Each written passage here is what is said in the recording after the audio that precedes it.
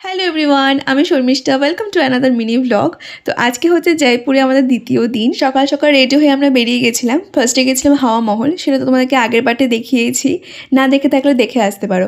এবার আমরা যাচ্ছি অ্যালবার্ট হল মিউজিয়াম। 1876 সালে প্রিন্স অফ ওয়েলস অ্যালবার্ট এডওয়ার্ডের ভারত সফর সম্মানে এটি নির্মাণ করেন, আর এটি ডিজাইন করেন স্যামুয়েল সুইনটন জেকব। পরে 1886 সালে মীর তুজুমুল হোসেনের সাহায্যে এটি পাবলিক মিউজিয়াম হিসেবে খোলা হয়। অ্যালবার্ট এডওয়ার্ডের নাম থেকে এটার নামকরণ হয় অ্যালবার্ট হল মিউজিয়াম। এই মিউজিয়ামের সংরক্ষণে প্রচুর জিনিস ছিল। সেই সময়ের মুদ্রা, কার্পেট, হাতির দাঁত, রাজা মহারাজাদের ব্যবহার করা পোশাক, ঢাল, তরোয়াল, বাদ্যযন্ত্র, বন্দুক, গয়না, প্রচুর দেবদেবীর মূর্তি। তা বাদেও ছিল এখানে বিভিন্ন ধাতুর তৈরি জিনিস, তারপর ব্লু পটরি, বিভিন্ন ক্রকারিস আইটেম ছিল।